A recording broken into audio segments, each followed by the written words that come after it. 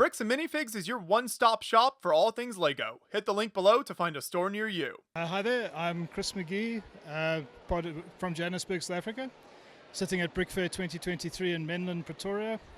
So this is my build for 2023, was the Giraffes versus Dragons. It's actually been something, a mock series I've been working on through a few years. It started when I saw the Red Dragon in the CMF series. It was something I really loved. It spoke back to the old Red Dragon back in the early 2010s. Although I don't have that on the build today, probably will come next year sometime. But one of the great things is just being able to landscape. Myself and my wife really love doing the landscaping and building up. So we actually have what I say mills plates, but effectively mills plated, but 4 to 5 bricks high, with the highest point on those being 10 bricks high by the big orange tree. And then the volcano is actually where a lot of our efforts put. The volcano was quite a tricky thing to get the height right and get the layout right on a 32 by 32. So there's segments on top alongside various structural elements holding it up. Rock work and things was not that difficult because we did studs on top. We wanted to try and do studs on the side, but time was against us. We started this in August, and since we work full time, it was a pain. So got the lava flowing, got some nice lava detail at the top. It's got the 2 lava flows coming through. And so if we track maybe into the mountain, because that's kind of where the thing started, I entered a Lego Ideas competition for when they had there was like an application game that had kind of minifigures battling each other. I started with that, and I decided to do a food fight. It actually got a special mention in the competition. Didn't win, unfortunately, but at least the special mention is something to think about. So it's a nice idea. Had fun with the giraffes attacking the dragons with meat versus veg. So for the vegetarians versus meat eaters out there.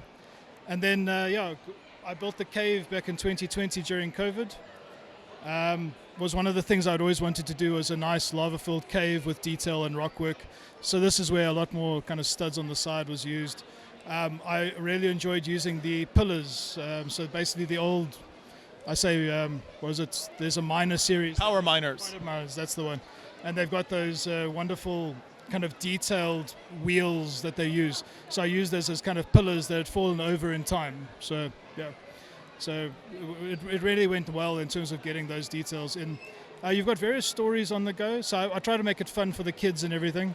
So you've got like the 2 dragons at the bottom, enjoying basically playing with the horse and the knight stuff. So they're having fun there. It's got a dragon surfing on the lava. We've got the big spider about to attack, and that comes down from an old mock I did with the giraffes and dragons when they were fighting. The dragons actually was riding the spiders, so the giraffes were on the Patronus deer from the Harry Potter series. So I was just having fun with that, and that spider's about to attack the dragon down there.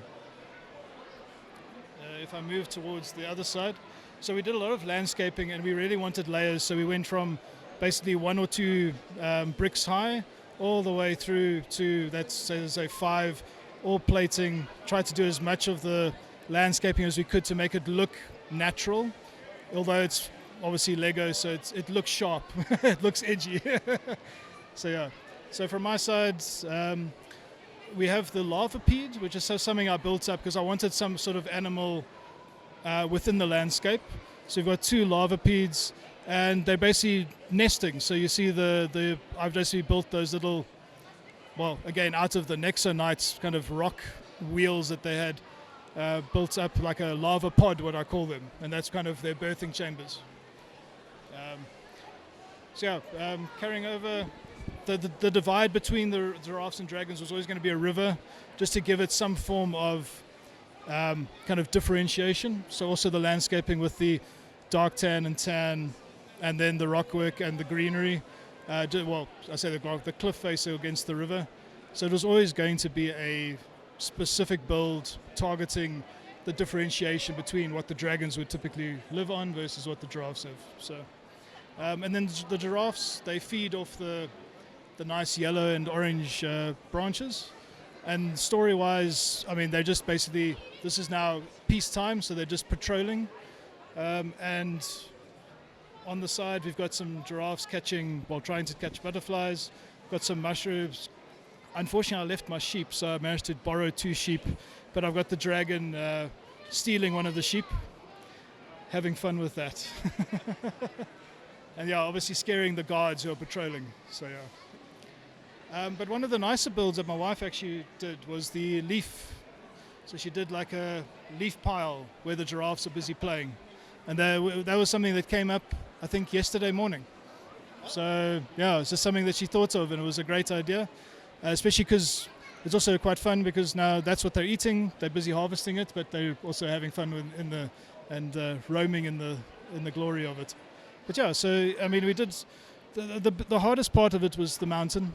The volcano itself just really was a trick, and yeah, I think just to get the thing to look as natural as we could, but we wanted it to not look perfect, if that's the word. So I didn't take away any of the studs. I wanted it to look as natural as it could given the studs. So we took away certain bumps and bruises that were on the mountain and then just made it look as natural as possible. So Added in some of the gray color variation, so it's not all just the same gray, which always helps. yeah, let's call it slightly drier or slightly less dry lava that has flowed over the course of time. Yeah.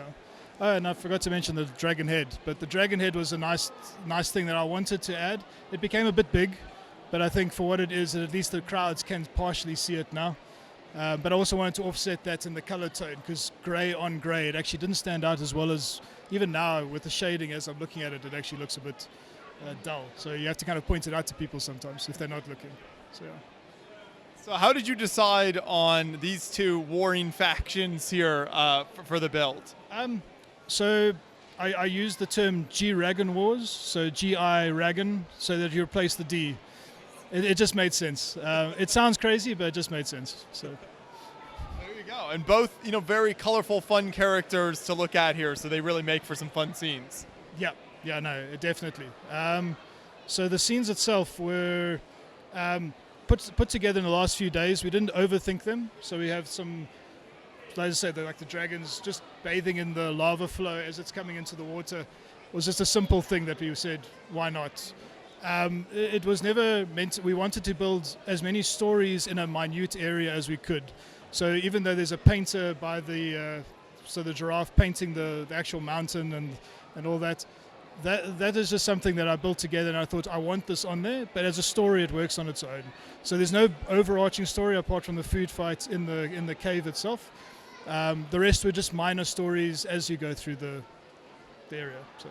This is quite a sizable layout. What was transporting this to the show here? And this show is very unique in all the conventions we've gone to because it takes place in the middle of a mall here in Pretoria. So what is that like bringing your build out here? So it's all 32 by 32s. There's a nice box company that actually creates these nice cardboard boxes. You can slot quite a few in a row. So it made it easy, although it is 17 of those boxes because the mountains have to fit in basically. I think we've got 7 or 8 different sections of the mountain that fit into one single box that's by itself, so that's 7 or 8 of those. But yeah, so I mean, transporting them, we've got a trailer hooked up to what you would call an SUV, which we call a bakkie. Basically, that's the way it goes. So we spent a lot of effort getting it here. It is a pain, but we've also brought basically 5 other tables worth of Lego. So it's not just this, we actually transported the Hogwarts, the Ice Palace and the Japan through. So we've actually got too much. So 2 cars worth, trailer worth, and various lug amenities that we have to give out to people. So it was an interesting trip. But one of the things that I love about it is that you can put it all together, and even though the tables are uneven, you can see slight cracks where the tables have kind of shifted the base plates. But it still works. I'm actually quite pleased with the outcome, where you can see the gaps, but it's not. We were worried it would actually almost collapse the mountain the way the tables are not as even as they could be. So, yeah. It's a super fun and creative layout, so I'm glad you were able to bring it out to the show here. Thanks for taking us through all those design elements.